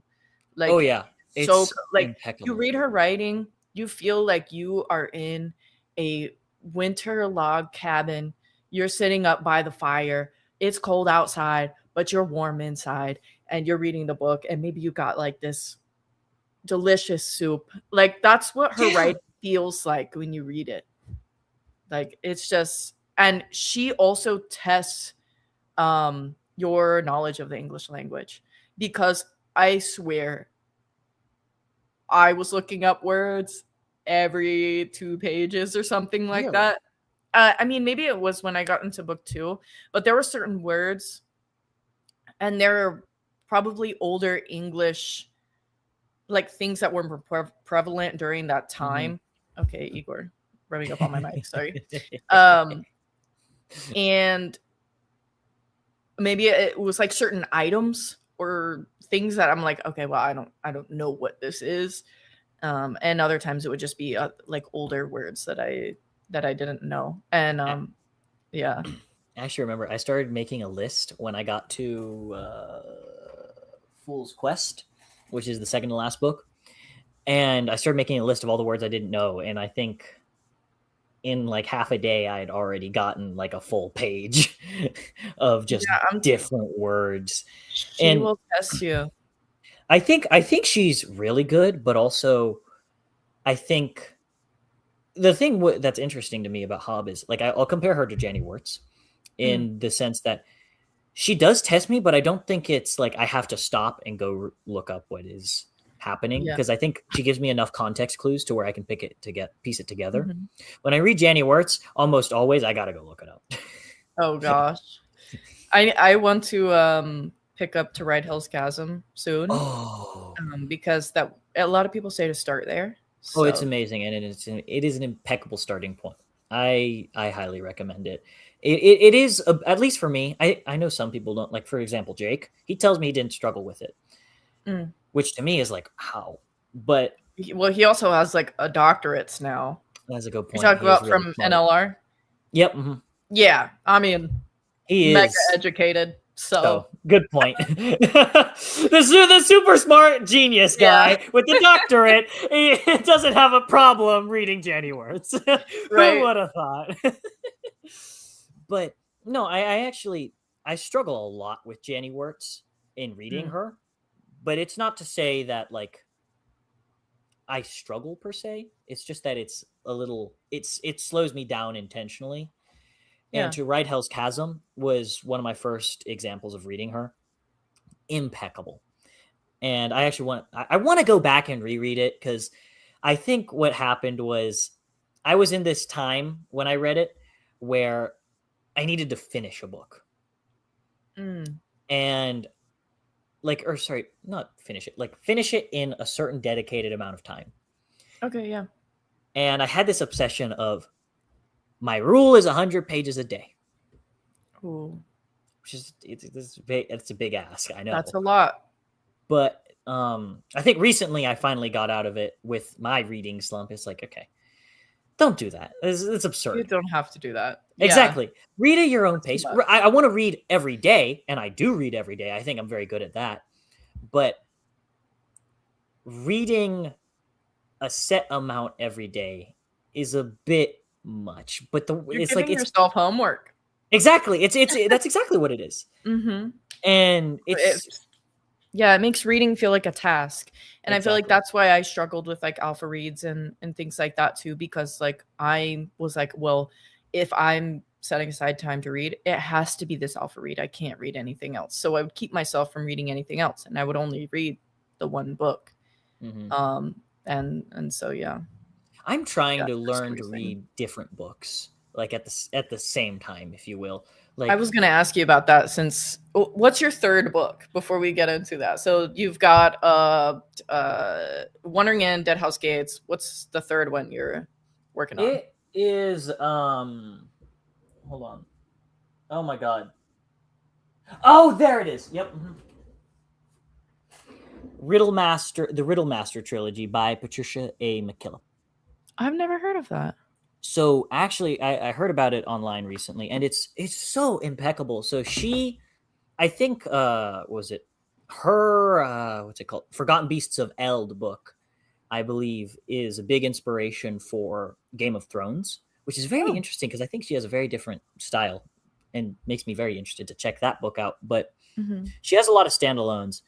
This one is very interesting because it's about this, it takes that kind of generic farmer prince, and he won a riddle game for a crown. And so it's very interesting, and it follows the aftermath of that. And I don't know how to talk about it because I'm not really far into it, but it is a very interesting read, and I really enjoy it. It also has a very, I would say, like Hobb, her prose is very homely. You sit down and you read it, and it's very calming. Except I would also say, I say this with only having read part of the trilogy, and this is an omnibus, so it's like all three of them. Yeah. Without the, oh my god, you're going to be depressed. As much as I love Hobb, I sit down to read her, and I know, okay, emotional destruction time. Let's go. Yeah.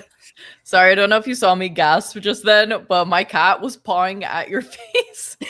I thought it was so funny. It's just sitting right here. Hello. Is that Igor? Yeah. My death cat. Yeah. I don't know what he's getting up to right now. Continue. So you said you were trying to also read more than just one book at a time and trying to read multiple books at a time. How are you doing that, and what do you feel like are the things that are kind of getting in the way of that for you? Because that's something that I struggle with a lot, because I always have this thought in the back of my mind where I'm like, I should be reading this book, but I want to go pick up this one. And then I feel guilty for picking up the other one. So I'm like, oh, well, I'm just not going to read at all. I have that exact same problem. No, it's exactly my problem. And so I'll admit, I kind of have that. I still struggle with it a lot. But what I tell myself is I don't have to read that book if I don't feel like I want to read it. Because what's weird is I have like the book I want to read, which is like Dead House Gates or Riddle Master. And then there's the book I feel like reading. And that typically ends up being something completely different. Yeah. And if I followed what I wanted to read, I'd probably read a chapter of a random book here, a random book there, and just I wouldn't get anything done. So what I feel like I've been able to do is I pick up... No! England won! Sorry. Sorry. The upset. Damn it! I was hoping for Norway. But oh well, as long as they beat Argentina. That was probably something I should have said. Mayo's upset right there alongside you. I know, it's so sad. But so what I'll do is I try to get varied reads. I try to get an easy read. Like The Wandering Inn. I can pick up The Wandering Inn, and it is a very... I thought you were about to say, like Dead House Gates, and I was like, no. No. Like, I can pick up The Wandering Inn, because a lot of it is a mix of slice of life and epic fantasy. So I'll get moments of, like, I'll be able to rest with these characters. And then I also want a dense read. And I also think a big thing that's kind of taken the toll out of me and why I haven't been able to read something like Dead House Gates is because I had exams like a month or so ago. And that'll get you. That is like death, especially the lit exam. It killed me.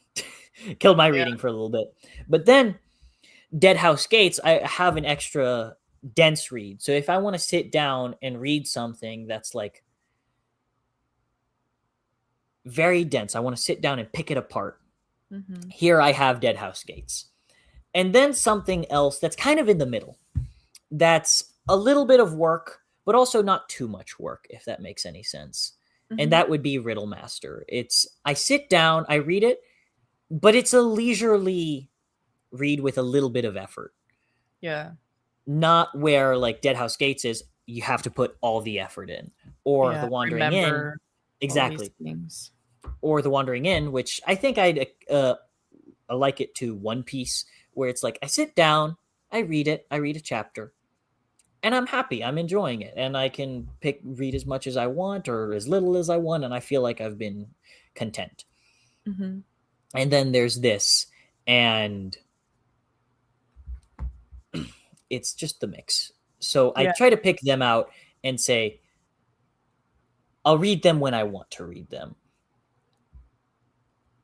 And does that end up being counterproductive to me? Probably. But that's what I've tried. So I'm trying different things. And another thing I've also been trying is maybe have a manga. Yeah.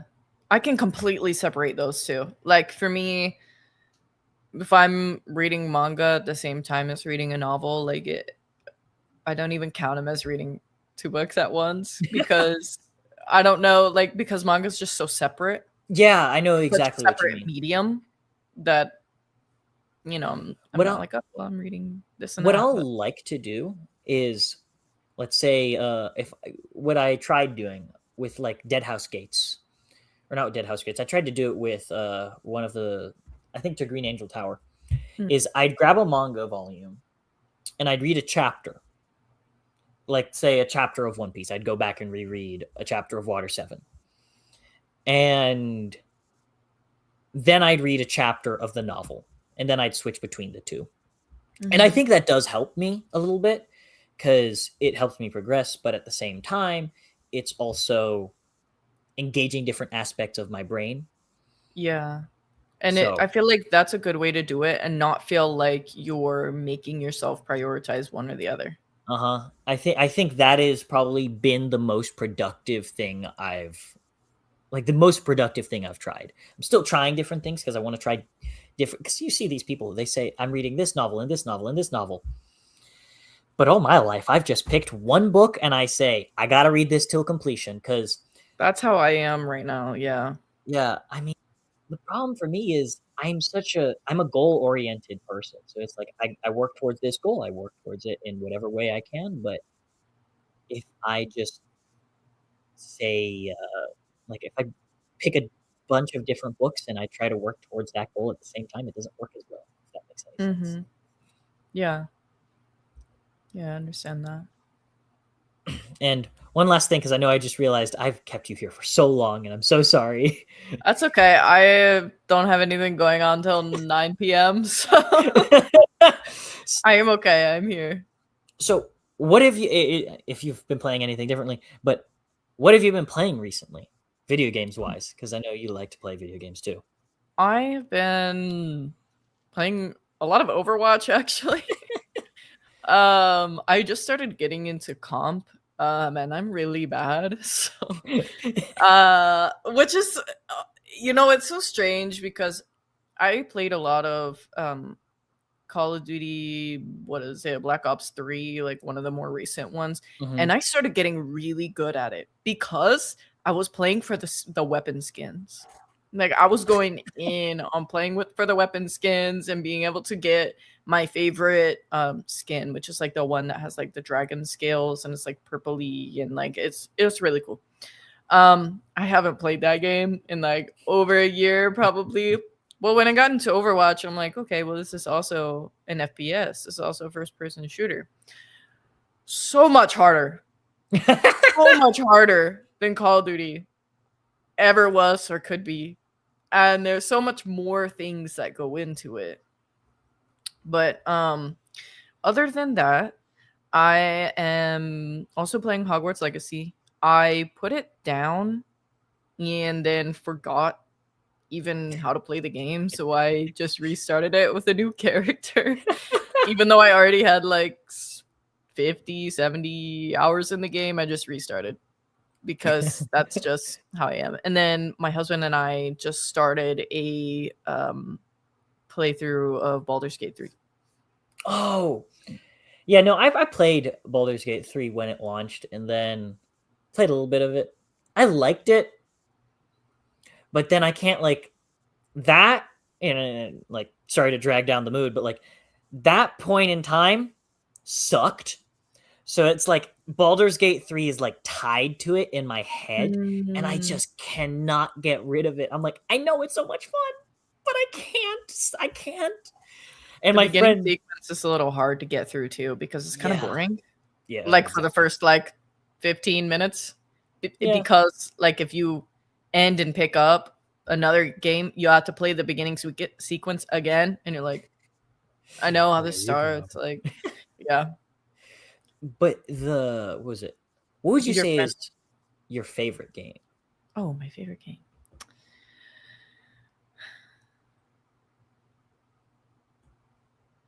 oh my gosh, I actually don't I know.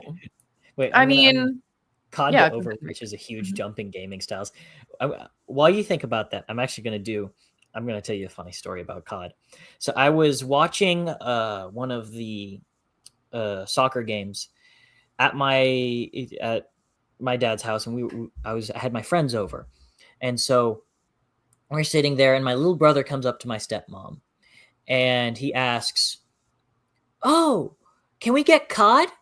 And he's 10, so so it, and I look at my stepmom and I say, or well, she's looking at me for like, is this good? Because she doesn't know. So I say, you can play the campaign. I don't know, 10 is Online? kind of young though. I mean, 10 is kind of Call of Duty. 10 is kind of young for Call of Duty, but I don't think it's. I think for the campaigns and stuff like that, it's so ingrained. Like, I mean, a lot of young kids, they'll play Fortnite, they'll play stuff like Yeah. this. So it's not that big of a jump, at least if you ask Yeah. me. But I said, not the online though. Not the online. No. And then they get upset with me, and I say, no, you're not No. going near the online. You don't I'm need to not be in letting those you do that. lobbies. Exactly. You know exactly. And my Yeah. friend, he's sitting there and he goes, yeah, no, I wouldn't say that, because I played when I was their age. I was playing those games, and I wish I hadn't, because online, the things they say, they won't understand it, but they'll try to repeat it, and it's not worth it. No, that's not good. But yeah, honestly, even though I've never played it all the way through, because I have not played a lot of games all the way through, I would probably have to go with Skyrim at this point. I think also if I put time back into video games, that I will also really enjoy God of War, because I know that I was playing a good amount of that and really liked it. God of War is So amazing. I really like the battling mechanics and the story and everything like that. The ambiance of the game, I really like that about Skyrim too. And Skyrim, if you didn't know, you can play Skyrim in many different languages, especially if you have it on Steam. I just so happen to have it on PlayStation, Steam, and the Nintendo Switch. So I probably have to go with that's my favorite game, because I try to get it on every console I have, apparently. But I am playing it in Spanish right now. So that's awesome. And it is fully voice acted. Oh, it is. Oh, wait, yes. Fully voice acted. Yeah, so there are less voice actors than there are in the original game, obviously, but it is fully voice acted. And also there are a lot of the characters that sound similar in English and in Spanish, and I think that that's really cool too. Like, they are actually, like, you can tell that they care about making it good. So you love to see it, you know. So for me, I'm gonna tell you my favorite. Yeah, let me know. That's Hollow Knight. Hollow Knight. Okay. And it has I love that game. It's 2D Metroidvania, and the fan base, and actually that's something I like about Skyrim too. One of my favorite things is to see a fan base that's so dedicated. Yeah. I mean, you see the modding for Skyrim, insane. Crazy modding. The NPC modding thing that I saw a video on that, where you can play as an NPC basically. Oh, really? And it's like a multiplayer Skyrim where everyone's an NPC. Oh. No, I mean, hey, that's awesome to me. And then the things like for Hollow Knight, I think it has one of the I'm gonna go console McScarfield real quickly. 2-1 England, good goals by Bellingham, but man, did the English fall like they were in a pantomime. Hopefully McScarfield, and I need you to be with me on this one. We got to root for England against Argentina. The Argentina hate. And by the way, let me be clear. This is not genuine. You guys did. I'm sure you guys did amazing with the first half. You guys did fantastic. But I don't genuinely hate Argentina. No, I didn't think so. But well, this isn't for you. No, not as much. Because the amount of times I've said I want Argentina to lose, and I do. Let me be very clear about this. I want them to lose. It's not because I hate them, and I don't actually care all that much. I get invested because I think it's fun to do. But I'm not going to lose any sleep over it. And I don't mean it with any malice. But there are people who just care so much. And I feel so bad because, like, it just, oh my God, they get angry. Yeah. So angry when I say I want Argentina to lose. Because in my opinion, the association is giving them a lot of bias. And I don't like that. I think there have been times where they should have been punished. And they didn't get punished. And there's a lot of inconsistencies with how they've been handling the games and whatnot. I'm sorry, I'm probably boring you, but I don't want to be like, I hate Argentina, I hate them, yada, yada. Yeah. But I don't think that the game has been fair. And so I want them out. Yeah. Very fair. That reminds me of a certain scene that I read recently in the Blade itself that I'm very frustrated about right now. This is a sore spot. Oh man, I remember reading the Blade itself. You're gonna love, because Joe Abercrombie gets better by a significant amount as he goes on, especially in Age of Madness. I think Age of Madness, I'm lukewarm on the original what's it, Blade itself. What's the trilogy called? Jesus Christ. The First Law. Thank you. The original First Law trilogy. But the Age of Madness is near perfect to me. Wow. And you know what? I have heard other people have kind of the opposite opinion, where Really? they have a more of a fondness towards the First Law than they do of the Age of Madness, and they're kind of like, oh well, I still really like it and it's really good, but First Law like has their heart, you know, like That's fair. I want to say that Mike's book reviews talks about that quite a lot, that the First Law is like very like has a special place for him, and maybe that's why, it's because it has a special place. But you're looking at it at more of a maybe an objective standpoint, where you're not feeling necessarily nostalgic for the first series. You're just like, I'm seeing this author's journey and going, he got better as a writer. Maybe. I think for me, I think the big thing was how nihilistic I'd say the First Law is. So maybe I'm not there yet, but I definitely don't see it that way at this point. Okay. I would like to hear you say whether you think it's nihilistic or not by the end, though. Okay. I think it's still a fantastic series. I just think that for me, nihilistic series tend to fall more. I have to like them for their quality more than anything else. And I really like the original trilogy, but I think that Age of Madness has such a brilliant commentary on, like, it's an industrial movement time period. So you can take all those ideas that he takes and comments on into AI and so much that's going on at the moment. And I think it's so brilliant.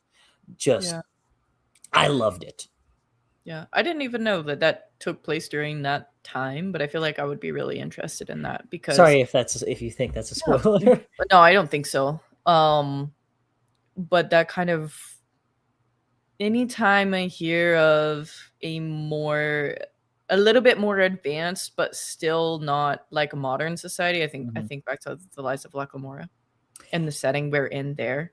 We're still not to the point of like, I don't think they use guns or anything. Yeah, I don't think they use guns either. There's still like swords and archery and stuff like that, but they have buildings and they have like some mechanical things going on in the city.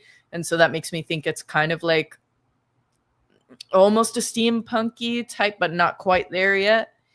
And so sometimes when I hear like, oh, you're getting closer to the Industrial Revolution, I think a little bit for the Lies of La Camorra, and I'm like, could this have little workings? But I will say Glocta's chapters remind me of I was just about to say.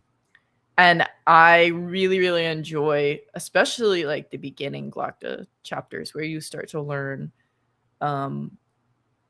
his isms and his ailments and things like that. I really enjoy that, because I haven't seen that in fantasy before.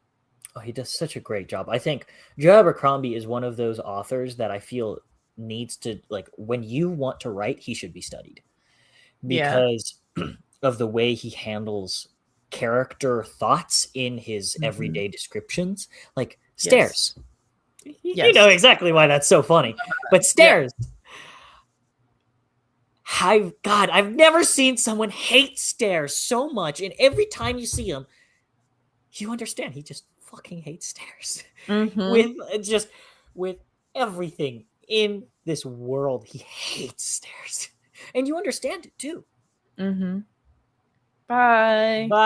Thank you so much for coming in. Thanks for hanging out. But yeah, and like, it's funny because to some degree I can understand that in my own life, like having physical health problems due to the Marine Corps. And then also I take care of my grandmother. And I also see things with her that I can see within Glocta. And I think that that's also a good thing to kind of think about and go, well, you know, this showing of disabilities you can see in maybe in your own everyday life or in other people's everyday lives. I agree. So, It's so wonderfully done. I think it's just impeccable because it's like the small things that are inconvenient and annoying, and it's like, why? It get frustrating for him. I can imagine. Yeah. And so, yeah, no, I think Abercrombie's absolutely fantastic at that. Yeah. There's only one line though that I dislike that he said, but I'm not gonna say it here. I'll tell you after. Okay. Because I don't want it to spoil anything. I don't think it would, but I still don't want to. Don't want it for the people who, who haven't read it yet. Mm-hmm. So yeah, I'm definitely gonna ask you soon because I want to know. My greed for knowledge, and I think probably I've kept you here for so long, so I'll probably end it right here if that's all right. Yeah, thanks for having me on. I had a great time. Thank you. I mean, it was a blast for me. I mean, you can tell. I lost track of time. I feel bad, but I completely lost track of time. I had a blast. So thank you. I did too. I hope everyone watching also had fun. Exactly. So. Thank you so much for coming on. Thank everybody else for coming on and watching. It's been a blast. Thank you, Max Garfield. Thank you, Mayo. And who else has come in? I think it's just been the two of you, which has been awesome. Thank you all so much for hopping on and joining us. So I hope you all have an absolutely fantastic day, and I'll see you next time. And we're going to end 3, 2, 1.